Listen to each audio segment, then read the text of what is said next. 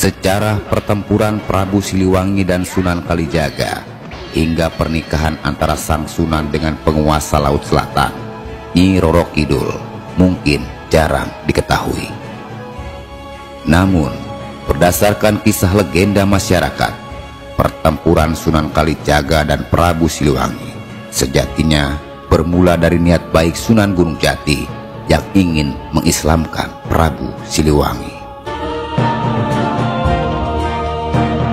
Pertempuran ini menjadi salah satu kisah Sunan Kalijaga dan Nyi Roro Kidul, serta pembuktian dari karomah sang Sunan yang tidak ada hentinya. Awal mulanya, Sunan Kalijaga bertemu dengan Nyi Roro Kidul yang sejatinya adalah merupakan anak dari Prabu Siliwangi.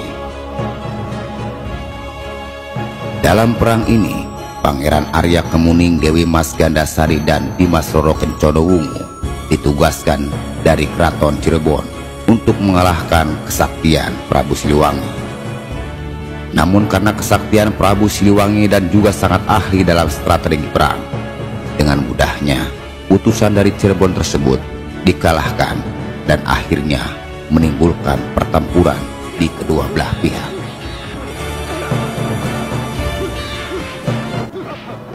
Sunan Kalijaga yang ditugaskan oleh Sunan Gunung Jati untuk menghadapi sang Prabu pun tak bisa mengalahkan Sri Paduka Maharaja atau Raja Pemanah Rasa yang disebut lain dengan Raja Pajajaran.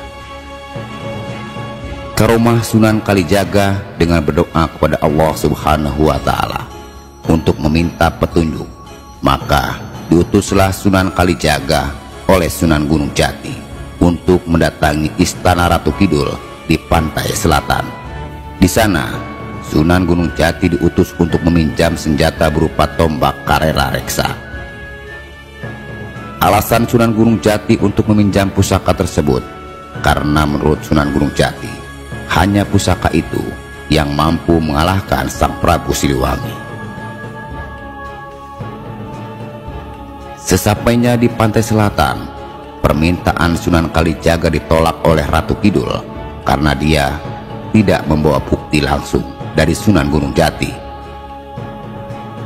Merasa tidak mendapatkan hasil, maka Sunan Kalijaga membawa Kanjeng Ratu Kidul untuk menghadap Sunan Gunung Jati. Di hadapan Sunan Gunung Jati, Ratu Kidul merasa malu karena dia tahu bahwa sang Sunan pasti bisa membaca pikirannya. "Wahai putri Prabu Siliwangi, hanya engkaulah yang mampu mengalahkan kesaktian ayahmu.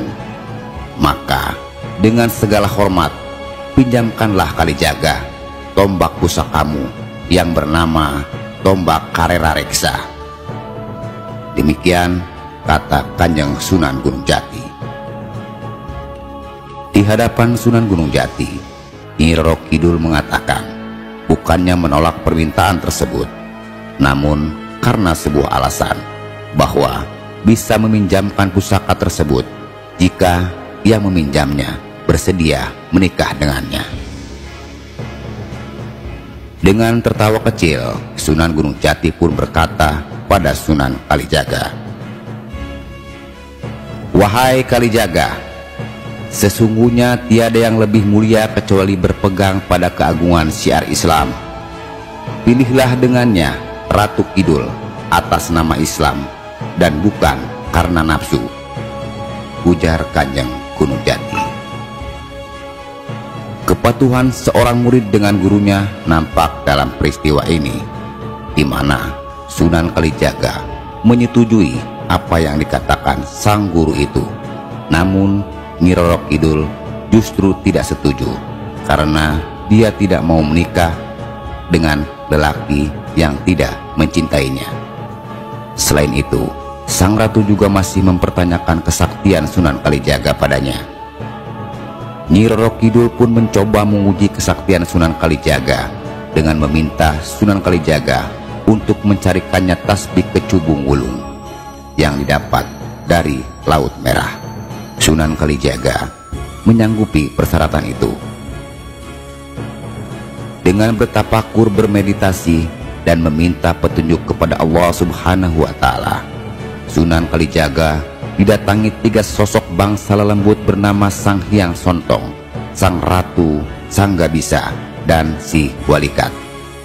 Sesampainya di pinggir Laut Merah, keempat orang barusan datang tadi langsung disambut pendamping Ratu Bilqis dari bangsa siluman. Atas izin Ratu Agung Bilqis, Sunan Kalijaga pun diberikanlah satu buah Nur Sulaiman berwujud peti ukir dari alam hasrat, yang di dalamnya terdapat tasbih berbahan batu kecubung hijau atau tasbih kecubung wulung. Setelah mendapatkan tasbih itu, Kalijaga pulang dan menemui Sunan Gunung Jati dan Nyi Roro Kidul. Pertempuran Sunan Kalijaga dan Prabu Siliwangi harus segera dimulai secepatnya setelah mendapatkan pusaka tombak Karera Reksa dengan diiringi 40 orang. Rombongan Kanji dengan Kalijaga lantas berangkat menuju Laut Selatan.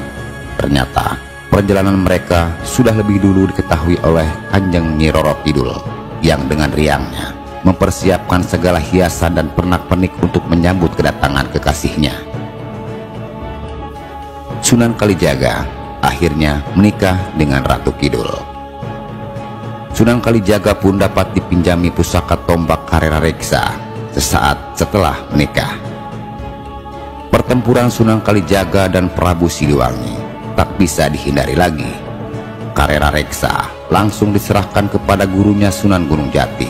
Lalu pusaka itu oleh sang guru ditambahkan satu tombak di atasnya, ditancapkan satu tombak, sehingga pusaka Reksa yang tadinya mempunyai 7 cabang dan 1 jalur runcing di samping menjadi 9 cabang. Oleh Kanjeng Sunan Gunung Jati, pembakaran Karera Reksa diberi nama baru dengan sebutan Pusaka Agung Buana Tombak Nirwana Cakra Langit. Selama 7 malam berturut-turut, pertempuran Sunan Kalijaga dan Prabu Siliwangi terjadi. Setelah mengalahkan Prabu Siliwangi, senjata tombak Cakra Langit dikembalikan ke Keraton Pantai Selatan, dan hingga kini tombak tersebut masih ada.